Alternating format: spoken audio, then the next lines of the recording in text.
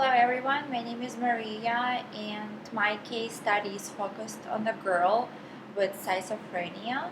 Uh, the girl's name is Violet, she's 6 years old and she was brought to the mental health physician with concerns regarding her hallucinations, her academic performance, concentration, and developmental regression.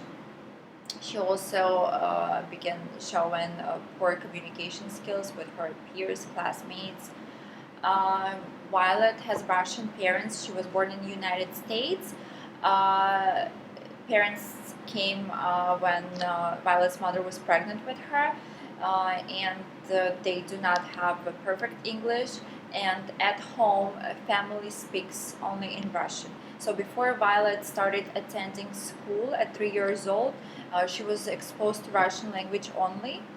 And our textbook states that there is no evidence that parents should stop using their home language with children who have disabilities. Although there is a debate, it appears that some children with disabilities can acquire proficiency in second language at a level commensurate with their language learning and intellectual challenges. So the parents also report that there is a family history of autism and bipolar disorder. When Violet was 6 months old, parents noticed that Violet was following the objects with her eyes, the objects that parents were not able to see. Um, at 8 months, Violet would get very excited and she would open her eyes widely and begin flapping when she was looking at something that nobody else could have seen. Violet was referred to early intervention due to physical delays at 1 year old, and she began walking only when she was 1 year and 7 months old. Um, when she was 2.5 years old, Violet began talking, but her vocabulary included no more than 10 words. It was mostly the baby talk, the babbling.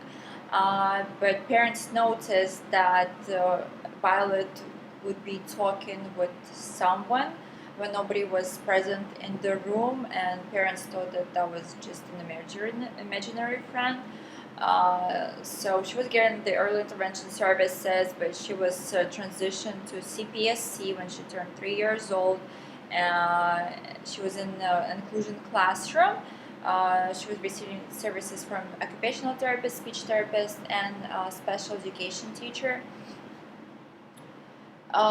So at the age of 6, Violet first showed signs of auditory hallucinations.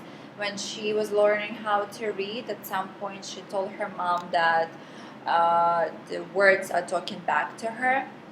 And she started being antisocial and having poor eye contact and short attention span. She also had some sort of the paranoid delusions. So parents got very worried.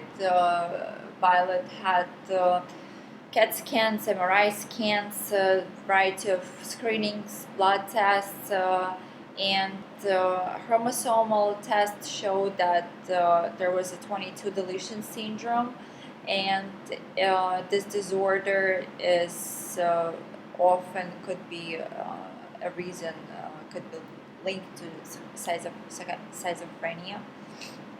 So during my seed lesson, I focused on engaging Violet as often as possible during the lesson and during all types of activities. I think it's very important for Violet to be able to focus on something and distract her as much as possible from her bad thoughts and all the delusions and hallucinations. So it's very important to keep her engaged in classroom activities. So again, my lesson is on seeds, and during the lesson I try to pay as much as possible attention to the child and make sure that she is being focused. Also, if you look at my lesson plan, you will be able to see that I try to put Violet in a group, in a small group activity, or I wanted her to work in a pair with the classmate and make sure that this is the classmate that she feels very comfortable with. So during the lesson, I asked a lot of questions, and if Violet would not participate herself, I would call on her and again try to make sure that she's engaged in all types of activities. So my lesson plan is designed for kindergarten grade. Even though Violet is 6 years old, she stayed at the kindergarten for a second year. So I started the lesson while sitting on a rug in a circle. I asked students, what is it that human beings need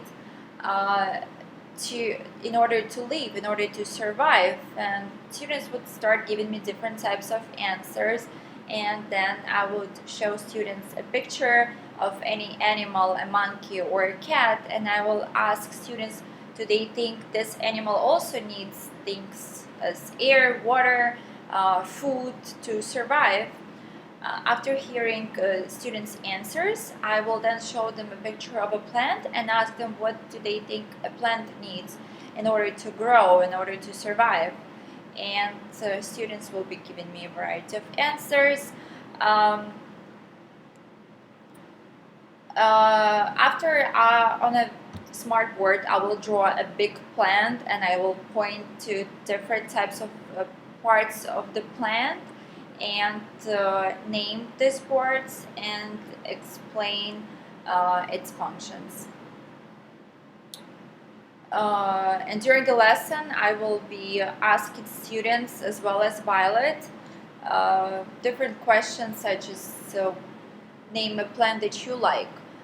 Tell me if you were able to remember this part of the plant. What is the name of that plant? What's its function? Then I will begin reading a book, but before reading a book, I would like to tell the students that after we read, I will be asking some questions. So I want to make sure that students are being focused and they're prepared to answer different questions on a topic. And then there will be the first activity where I will split the students in pairs. Each pair of students will get a plastic cup and soil, and they will be able to plant a seed themselves. So after that, I will also make sure that students are engaged in other types of activities, like the matching activity, where I would ask students to match a seed with the plant. Before that, of course, I would give a short lesson about it. And again, before giving the lesson, I will explain students that it's important to pay attention and memorize whatever I'm saying, because after that they will do an activity and they will need this knowledge to complete the activity. So they will have this is the first activity that they will be engaging in, the planting a seed in a cup, and